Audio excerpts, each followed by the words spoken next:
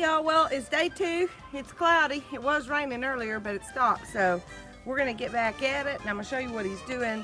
We are connecting into our 1/2 inch. Is that 1/2 inch, Randy? Yes. Our 1/2 inch hose thingamajigger. So we're gonna run it out to the box and then hook up the float. But our hose thingamajigger is actually in this main bed, so I'll kind of show you what's going on. We had already made some connections coming out the main bed to water this landscape bed. So what Randy is doing, he tied into the end of that, and now we're going to finagle and run and bury this hose all the way out there to the modified kiddie pool.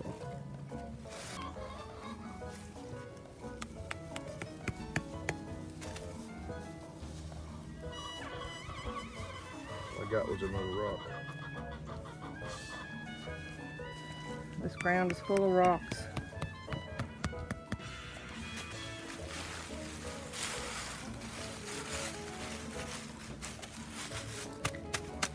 Hidden. You never know it's there. Okay, my friends. Problem solving. Ooh, bright light. Problem solving 101. Here's my bobber. Tube of 6. Nut. Okay. I have to have a 3/8 hole this side and probably about, I don't know, I'm gonna say 5/8. What is this bit that I found? I don't know which one it is, I don't know which size. But anyway, nevertheless, that'll fit. So I can put the nut in the hole in this side, just not drill it all the way through. I'm gonna feel this side, and when I feel this touching, because this is smaller than this, then I will stop. Then I know I will have enough to run my nut up on. So this is kind of an experiment, so bear with me.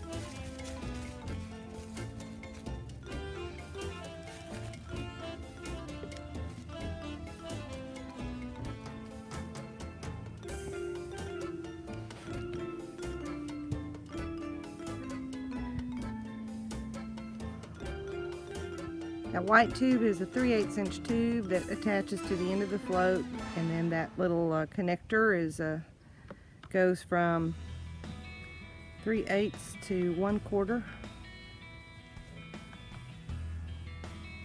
This is the way we did all our other gutters.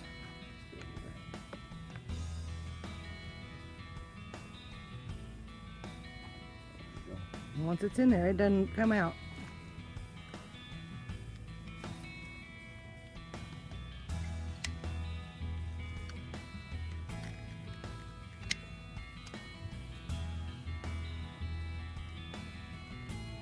This has been a frustrating little part of this project, but we got it working. And it's very neat, because everything Randy does is neat.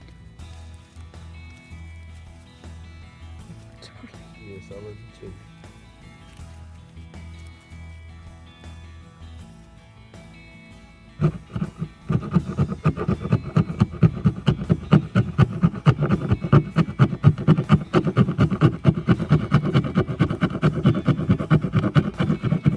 projects sometimes go, you have your frustrating days. He is whittling out the bottom edge of the 3/4 plywood a little bit so that we have enough for the little fittings we have to grab and make a good connection. We got the other one in. Yeah, we could have used 1/2 inch and wouldn't have this problem. 1/2 inch plywood.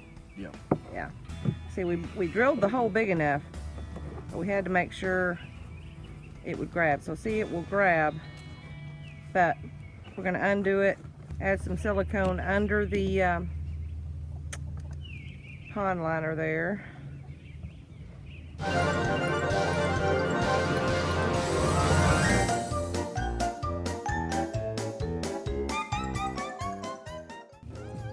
little bead on top.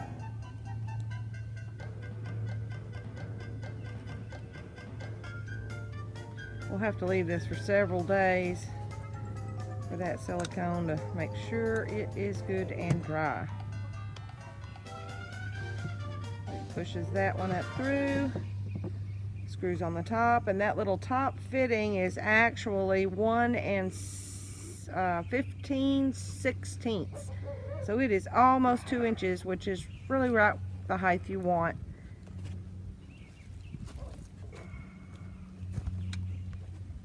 And additional silicone around the outer edge, and we will be good to go. Still have to put some bands around the top,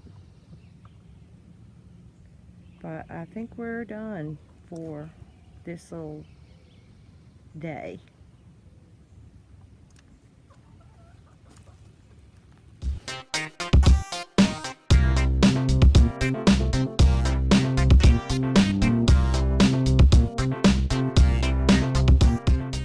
Hey, well, I have a question. Do any of you out there ever have one of those moments that's like a dope? Well, I have them quite often, unfortunately, and as I was editing part 2 of this video, I had one of those. So I'm going to confess and tell you, especially if you're a newbie and you're thinking about building a modified kiddie pool system like this, don't put the float in the way we did it unless you want to spend 45 minutes to an hour of frustration. I mean, it looks nice, but that's not the easy way to do it. I don't know why it didn't cross my mind to do it exactly like we did it in the kiddie pools, but it didn't. What would have been simpler would have been to just drill a hole, thread our hose through the hole, and then install the float in a container. I used plastic containers in my kiddie pool with lids and spray painted the lid so it would be dark.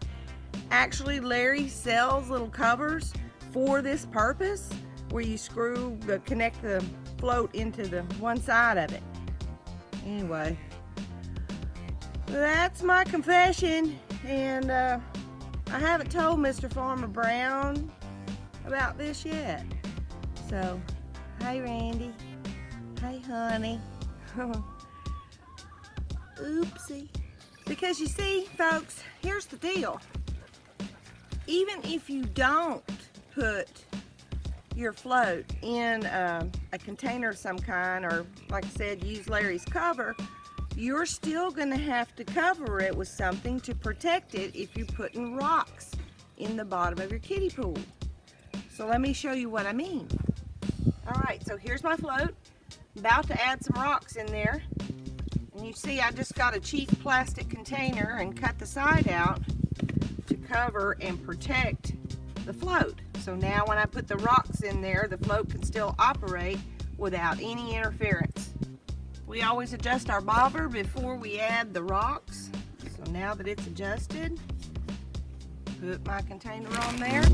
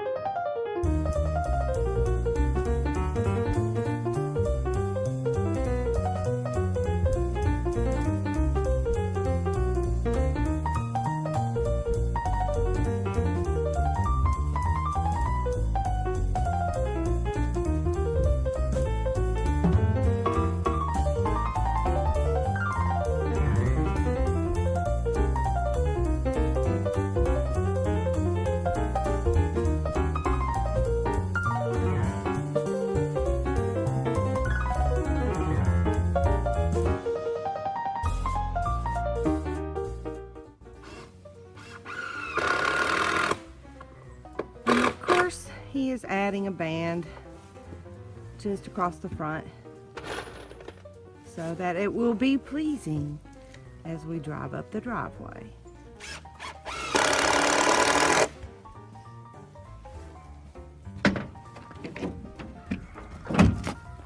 And you say? Ta-da! Box is done.